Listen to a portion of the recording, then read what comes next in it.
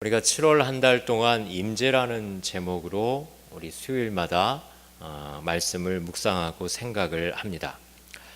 하나님께서 인간에게 나타나신 것, 그것을 우리가 임재라고 한다면 예수 그리스도께서 인간의 육체를 입고 이 땅에 오신 사건이야말로 진정한 하나님의 임재 사건입니다. 우리가 매번 예배 때마다 하나님 없는 것처럼 여길 때가 있습니다. 하나님 이곳에 오셔서 제가 하나님을 느끼게 해주시고 제가 그 하나님을 예배하게 해주시고 하고 얘기합니다. 어디 하나님 멀리 갔다가 새롭게 초청하는 것 마냥 우리의 마음이 분주하고 또한 예배 때도 그렇게 기도하는 것 같이 합니다. 성령께서 잠깐 나를 떠났다가 다시 오시는 건 절대 아닙니다. 여러분, 우리가 예수 믿는 사람들이 세례받고 또 성도가 되고 그럴 때 성령께서 우리 안에 내주하십니다. 이 성령님이 우리가 죄를 짓고 기분 나쁘면 우리를 확 떠나버리실까요? 떠나십니까? 그래서 우리가 성령에 대한 의식도 없고 인식도 없는 걸까요? 성령님은 언제나 우리와 내주하십니다. 중요한 거는 우리가 하나님의 임재 의식을 잃어버리는 겁니다. 객관적으로 성령께서 여기에 계시냐 안 계시냐, 이곳에 계시냐 안 계시냐, 이 문제가 아니라 우리들의 임재 의식에 문제가 있다라는 것입니다. 여러분, 우리 집에 만약에 손님이 왔다고 생각을 해보겠습니다. 손님이 오셨는데 제가 그 손님을 의식하는 가운데에 그 손님을 극진히 대접하면 그 손님은 우리 집에 계신 것입니다. 근데 손님이 오셨어도 그 손님을 내가 관심도 없고 생각도 없고 엉뚱한 곳에 내 마음이 팔려 있다면 손님이 계십니까 안 계십니까? 계시긴 한데 내가 지금 의식하고 있나요 없나요? 없는 것입니다. 사실은 우리가 임재라고 생각할 때 이 임재의 부분은 하나님이 계시냐 안 계시냐 그 부분이 아닙니다. 동행의 문제입니다. 내가 하나님과 함께 하나님이 열어주시는 길로 하나님이 안내하시는 길로 그렇게 나아가고 있느냐, 이 동행의 문제입니다. 우리가 늘 하나님과 동행하면 이 하나님의 임재의식 가운데 있습니다. 늘 하나님을 의식하고 있어요. 근데 하나님 대신에 죄와 정욕을 가까이 하면 하나님께서 내 안에 계시는 건 확실하지만 그것을 느끼는 것에는 문제가 있는 것입니다. 저는 어떻게 생각하면 이것이 임재에 대해서 우리가 분별할 수 있는 좋은 그런 시험지라고 생각을 합니다. 알기 쉽게 얘기를 하면 우리가 신앙적인 요소, 기도한다거나 예배를 드린다거나 말씀을 듣는다거나 아니면 성도 안에서 봉사한다는 거나 이것들을 열심히 한다면, 게을리지 않고 열심히 한다면 여러분, 우리가 기도할 때에 내 기도가 정말 하나님께 듣고 계시는구나, 느껴지십니까? 안 느껴지십니까? 느껴지시죠. 근데 이런 하나님의 일 대신에 다른 것만 내가 열심히 한다면, 세상 일 열심히 하는데 내 기도한다고 해요. 그럼 그 기도 응답의 확신이 있을까요? 없을까요? 굉장히 희미할 것입니다. 기도를 멀리 했던 사람이라면 그 예전에 하나님과 신령하게 교통하는 데까지 걸리는 이 시간이 굉장히 오래 걸립니다. 여러분, 하나님의 임재의식 가운데 있으시길 바랍니다. 그리고 그것을 위해서 여러분의 신앙생활을 열심을 다하여 하시길 바랍니다. 요즘에는 사람들이 너무나 삶이 바쁩니다. 해야 할 일이 너무나 많습니다. 돌아다니는 거리도 많고 보는 것도 굉장히 다양합니다. 스마트폰으로 우리가 접하고 있는 그 수많은 영상 정보들을 우리 뇌가 그걸 처리하기에도 바쁩니다. 그렇게 정신없이 막 살다가 어떻게 하나님의 임재의식을 느낄까요? 여러분, 세상이 변하고 우리의 정신과 우리의 마음을 빼앗는 것이 많은 시대일수록 우리 또한 경건에 이르는 연습과 훈련을 더 게을리하면 안 됩니다. 신약 성경을 믿는 사람들, 성령의 임재 가운데 사는 것을 믿는 사람이라면 우리에게 어떤 모형이 있습니다. 하나님께서 우리에게 주신 성경, 그것을 잘 이해해야 합니다. 그리고 그 성경을 늘 마음속에 두시면서 이런 하나님의 임재 사건, 성령의 임재 사건, 예수님이 우리와 함께 하시는 것이 우리의 삶 가운데 이루어지시기를 매일매일 소망하시기를 바랍니다. 오늘 우리가 읽은 말씀에는 사마리아의 한 여인과 여인의 대화의 그 말미입니다. 이 사마리아 여인은 자타가 공인하는 죄 많은 여인입니다. 남편이 다섯인 이 누님의 이 자유분방함은 오늘날 같이 이 굉장히 자유분방한 사회 속에서도 굉장히 센 축에 드는 그러한 여자분이십니다. 이 여인이 처음 예수님을 만났을 때 이 여자는 예수님이 예수님인지를 몰랐습니다. 예수님이 정체가 누군지를 몰랐다는 거예요. 처음에는 그저 젊은 유대인이구나 했는데 이 말하는 것을 들어보니까 좀 특별한 사람이네. 랍비인가? 조금 존중하는 말투를 바꿨습니다. 그리고 이것저것 얘기하다가 제일 말미에 영안이 확 열리는 것입니다.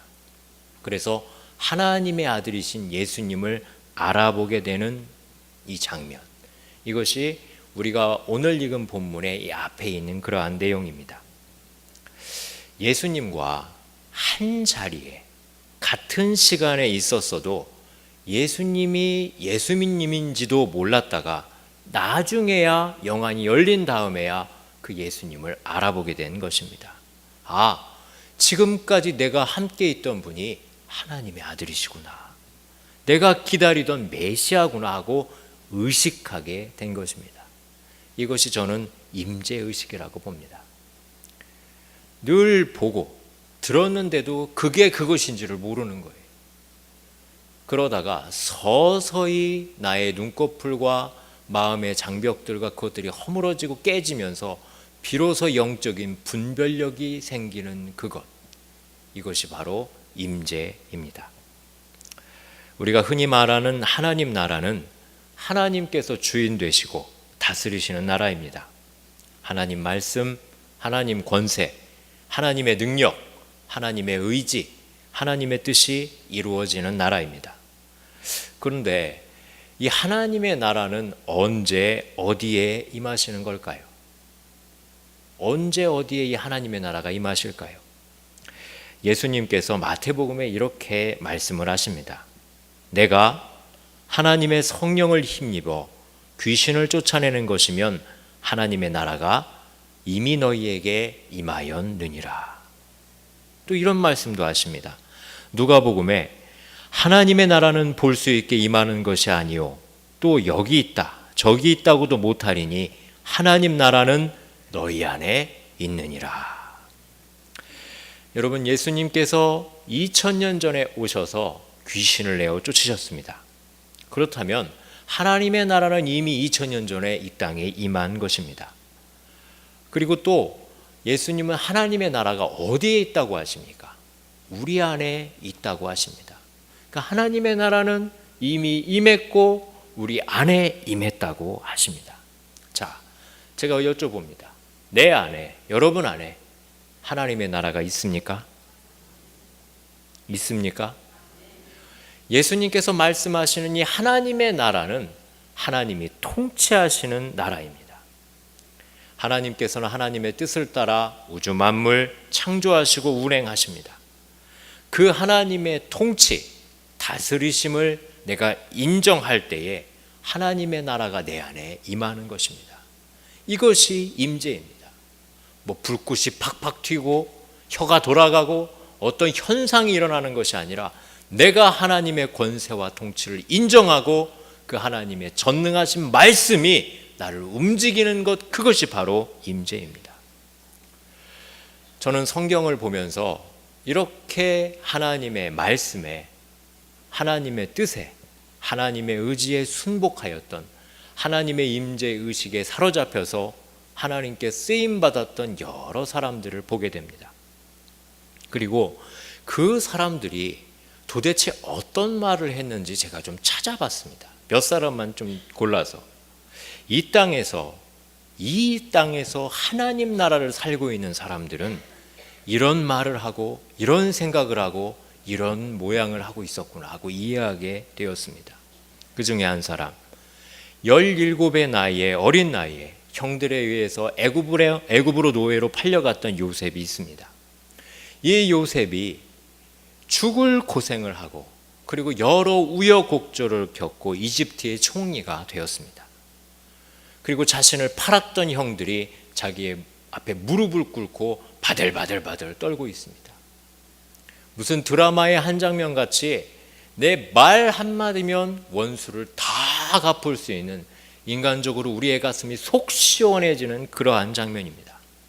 그런데 여기에서 하나님의 임재에 사로잡힌 이 사람이 어떻게 얘기를 하냐면 이렇게 얘기합니다.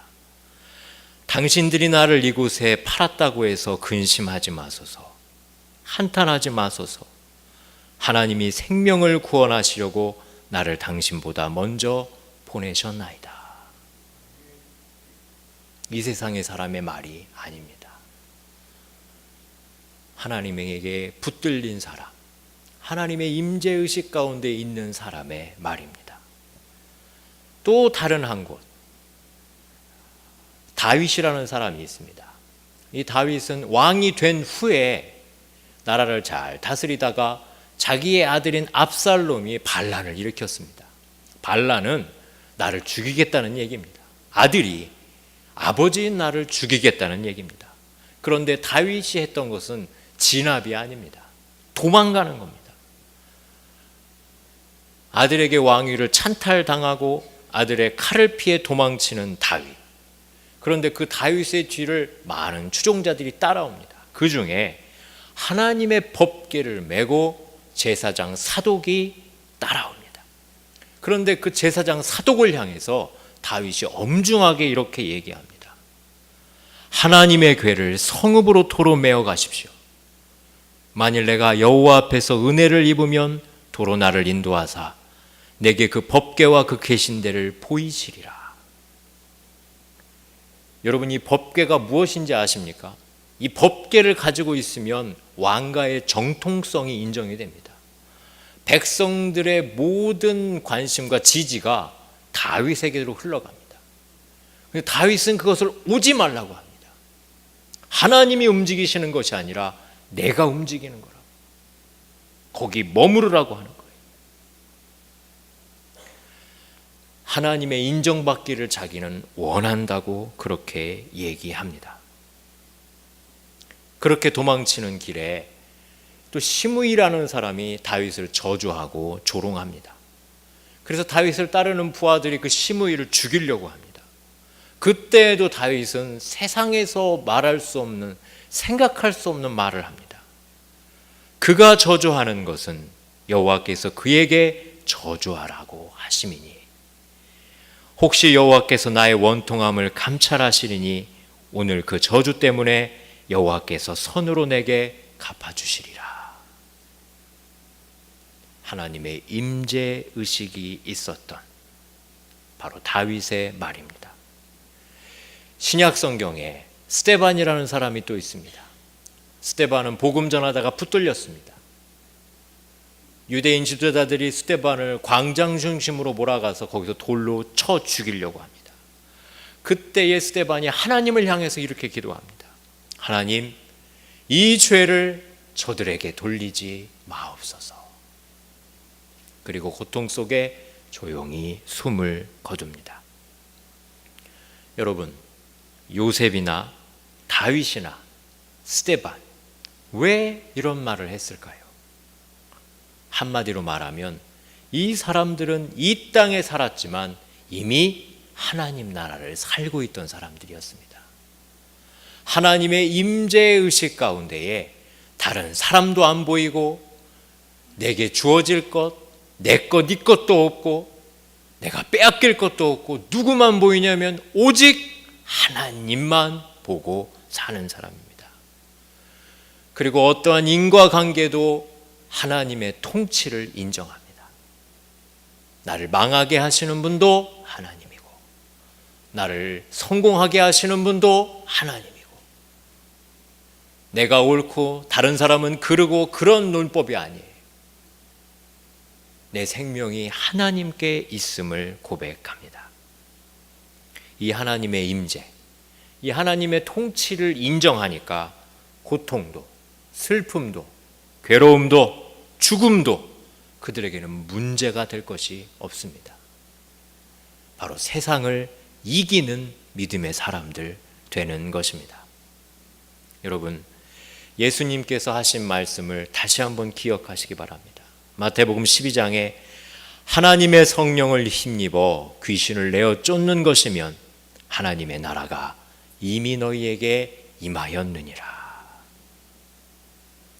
여러분, 성령을 보내신 목적은 우리에게 어떤 능력을 주시고자 함도 위함이지만 근본적으로는 우리가 하나님의 뜻을 깨닫기 위해서입니다. 성령을 통해서 하나님의 그 깊으신 뜻을 알게 하시는 거예요. 알아야 하나님과 한 마음 될 수 있습니다. 한 뜻 될 수 있습니다. 하나가 될 수 있습니다. 교회도 우리가 성령 안에서 충만하고 성령의 임재 가운데 하나가 되어야 한 덩어리, 한 공동체, 한 몸 될 수 있습니다. 사랑하는 여러분, 이것을 위해서 기도해 주시기를 바랍니다.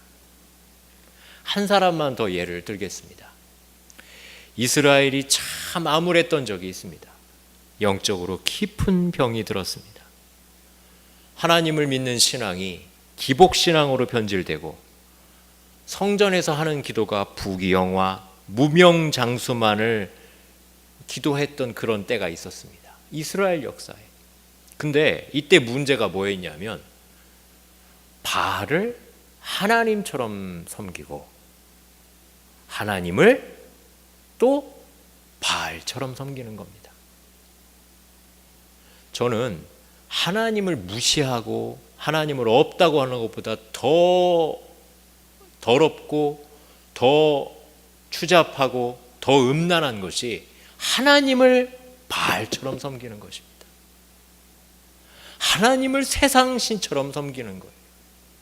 바로 이스라엘의 참 많은 시간이 이렇게 하나님과 바알 신앙이 혼용되었던 그런 때가 있었습니다.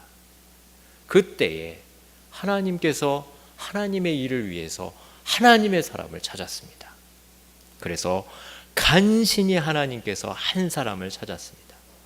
그 사람의 이름이 바로 호세아입니다. 호세아는 하나님의 명령이면 무엇이든지 순종할 수 있는 그러한 사람이었습니다. 그런데 그 하나님께서 그 순종하려고 준비한 깨끗한 호세아에게 첫 번째 명령을 하십니다. 바알 신전으로 가서 그 유명한 창녀 고멜과 결혼하라. 아니, 어떻게 하나님의 선지자가 창녀와 결혼할 수 있습니까? 그런데 호세아는 하나님의 명령을 따랐습니다. 그리고 자녀를 낳았습니다. 그때마다 하나님께서 나타나서 그 자녀들에게 이름을 지어주셨습니다. 어떤 이름입니까? 복되고 아름답고 소중하고 귀한 이름이 아닙니다.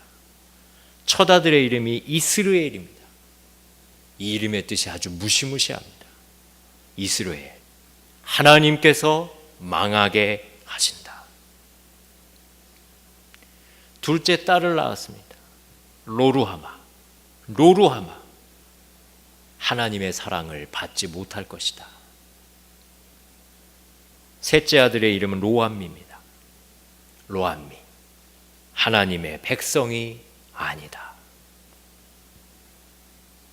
아기가 태어날 때마다 하나님께서 나타나서 이 저주스러운 이름을 지어주십니다.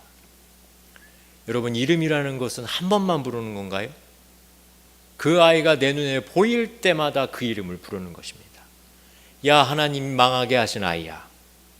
야, 하나님의 사랑을 받지 못하는 아이야. 야, 하나님의 백성이 아닌 아이야. 이렇게 호세아는 자기 자식들을 그렇게 불렀었습니다. 그렇게 고통스럽게 살다가 고멜이 다른 남자와 눈이 맞아서 집을 나가버렸습니다. 저라면 할렐루야 할 것 같습니다. 할렐루야.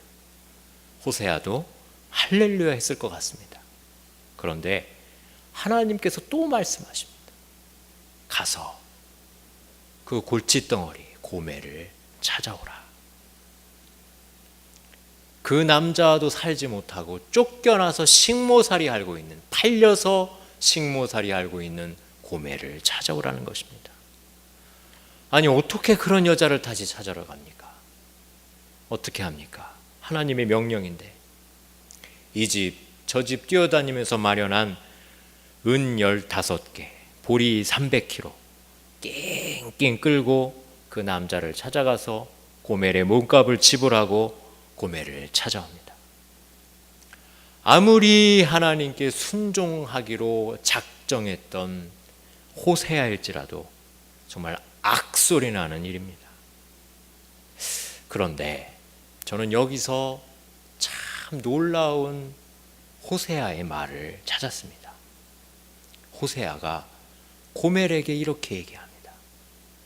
너는 음행하지 말며 다른 남자를 따르지 말라.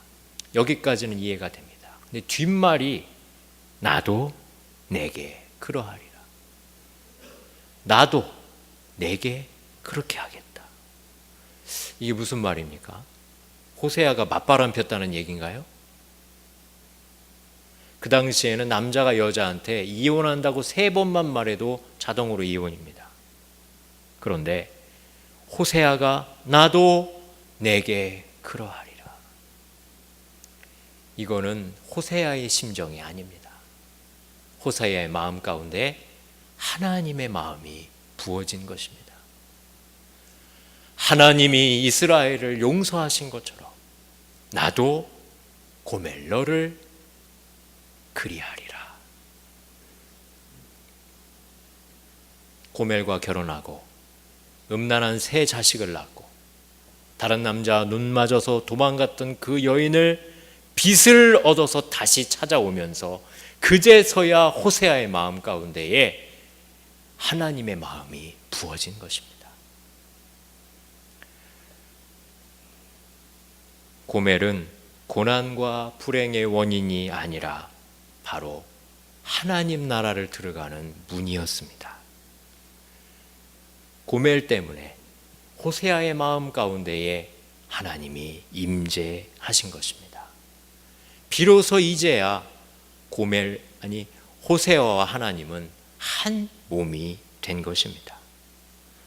그 뒤에 호세아는 목숨을 걸고 패역한 이스라엘 백성들에게 하나님의 마음을 전하는 진정한 예언자가 되었습니다. 저는 여기서 생각합니다. 여러분, 하나님 만나보신 적 있으십니까? 하나님을 깊게 경험하고 느낀 적이 있으십니까? 성공하고 출세하고 잘 될 때입니까? 아니면 어렵고 힘들고 고생하고 버림받고 절망했을 때일까요? 앞에 때가 아니고 뒤에 때입니다. 우리는 절대 고난 없이는 하나님을 알아보지는 못합니다. 잘 나갔을 때는 세상만 보입니다. 어렵고 힘들고 괴롭고 흔히 말해서 십자가 앞에 있을 때에 하늘문이 우리 눈앞에 열리는 것입니다. 사랑하는 여러분, 교리가 우리를 살리는 것은 아닙니다. 저는 여러분들이 우리 하나님을 깊게 경험했으면 좋겠습니다. 무언가를 달달달달 외우고 안다고 해서 그것이 우리를 영안을 열려주는 것이 아닙니다. 여러분들의 삶의 정황, 어렵고 힘들고 연약하고 눈물이 흐르고 피가 나고 괴롭고 배신당하는 그 상황 속에서 나를 바라보시고 나와 함께하고 있는 그 하나님 보시기를 바랍니다. 하나님의 나라가 처음 임한 곳, 만약에 예수님이 계신 그곳이 만약에 임재라고 한다면 하나님 나라가 이 땅에 처음 임한 곳은 사실은 베들레헴 마구간이었습니다. 그 마구간의 더러운 여물통, 거기에 예수님이 누우셨습니다. 그때 하나님의 나라가 시작됐습니다. 여러분, 우리의 마음이 어떻습니까? 깨끗합니까? 더럽습니까? 향기롭나요? 냄새나나요? 적어도 제 마음은 마구간 같습니다. 시끄럽고 냄새나고 더럽습니다. 근데 이러한 곳에 예수님이 오십니다. 우리더러 하나님 나라에 들어오라고 하는 것이 아닙니다. 하나님의 나라는 우리에게로 찾아오는 것입니다. 내 힘으로 막 가는 것이 아닙니다. 믿음만 있다면 하나님의 나라가 우리 가운데 임하는 것입니다. 사랑하는 여러분, 여러분의 마음의 문을 여시기를 바랍니다. 주님, 내 마음에 주님이 필요합니다. 냄새나고 더러운 마구과 같은 내 마음에 예수님 오셔서 나를 정결케 하시고 이 마구간이 변하여 왕궁이 되게 하여 주시옵소서. 기도하시길 바랍니다. 민경배 교수님이 쓴 한국 기독교사를 보면 한국 교회의 대부흥이 시작된 해를 1903년부터라고 기록하고 있습니다. 1903년 강원도 북쪽에서 선교하던 의료 선교사 하디라는 박사가 몇 년 동안 선교해도 결실이 없었습니다. 그래서 하나님 앞에 무릎을 꿇고 회개했습니다. 하나님, 제가 잘못했습니다. 저의 완악함과 죄 때문에 복음이 증거되지 않습니다. 그러던 중에 이 하디 박사의 마음 가운데에 성령이 임하셨습니다. 하나님이 임재하신 것입니다. 예, 하나님이 그를 깨우셨습니다. 하나님이 그와 함께한 것을 보게 하셨습니다. 이 하디 박사가 성령 체험한 소식을 듣고 평양의 선교사들 다 모여서 그를 초청해서 집회를 했습니다. 하디 박사가 설교 준비를 해서 많은 분들이 은혜를 받았습니다. 설교 주제는 주로 기도에 대한 것이었습니다. 그 후에 하디 박사는 소문에 꼬리를 물고 한국 성도들이 수양회에 초청해서 설교를 들었습니다. 그때도 많은 성도들이 큰 은혜를 받았습니다. 그 다음에는 의료 선교하는 일 접고 본격적인 부흥사로 접어들었습니다. 한국 전역을 다니면서 선교본부 10군데를 다니면서 같은 설교를 했습니다. 기도에 관한 설교. 그때도 많은 은혜가 임했습니다. 드디어 1907년 새해 첫 주간에 북한 지역의 약 700명의 신자들이 평양에 모여서 연례 수양회를 했습니다. 목회자와 성도들이 하나님의 큰 은혜를 부어주실 것을 믿고 열심히 기도했습니다. 주여 성신을 부어주소서. 근데 한 주간이 지나갔는데도 별 기미가 없었습니다. 주일이 됐는데도 특별한 은혜가 없는 거예요. 그래서 주일 밤에 평양 장대현 교회에 그 사람들이 다 모였습니다. 성도들이 1,500명이 모였습니다. 열심히 찬송하고 열심히 기도해도 은혜가 부어지지 않았습니다. 이렇게 끝나는 거구나. 모두 안타까운 마음을 가지고 있을 때 느닷없이 장대현 교회의 길선주 장로가 벌떡 일어났습니다. 그리고 나서 갑자기 자기의 죄를 자백했습니다. 길선주 장로의 자백이 이렇습니다. 나는 악관과 같은 자입니다. 나 때문에 하나님이 복을 주실 수 없습니다. 약 1년 전에 나는 내 친구가 임종을 할 때 나를 불렀었습니다. 친구는 나에게 이렇게 말했습니다. 길장로, 나는 이제 세상을 떠나오. 내 아내는 무능하니까 길장로가 내 집 살림을 맡아주시오. 나는 아무 염려 말라고 하고 그 집 재산을 다 관리했습니다. 그러면서 미와 백부를 제가 떼어 먹었습니다. 장로가 하나님의 일을 하면서 거짓과 도적질을 한 것입니다. 내일 아침에 그 돈을 다 미망인에게 돌려드리겠습니다. 길선주 장로가 이렇게 회개하자 그 온 회중을 누르고 있던 사탄의 장벽이 일시에 무너졌습니다. 무거운 죄책감이 청중을 휩쓸었다고 기록하고 있습니다. 이곳저곳에서 성도들이 통회하기 시작했습니다. 그날 밤 예배가 7시에 시작돼서 다음날 새벽 2시까지 집회가 끝나지 않았습니다.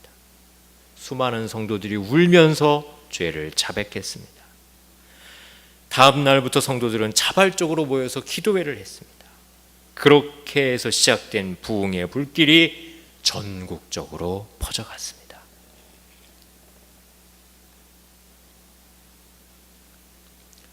요한계시록은 이렇게 기록되고 있습니다. 볼지어다 내가 문 밖에 서서 두드리노니 누구든지 내 음성을 듣고 문을 열면 내가 그에게로 들어가 그와 더불어 먹고 그는 나로 더불어 먹으리라. 여러분, 누구든지 마음의 문은 열 수 있습니다. 문이 열리면 성령께서 들어가십니다. 임재입니다. 깨닫게 하십니다. 보게 하십니다. 들리게 하십니다. 그리고 여러 성도들과 함께 그리스도와 함께 지어져 갑니다. 사랑하는 여러분, 다음 주부터 부흥회가 시작됩니다. 우리 교회도 이렇게 지어져 갔으면 좋겠습니다.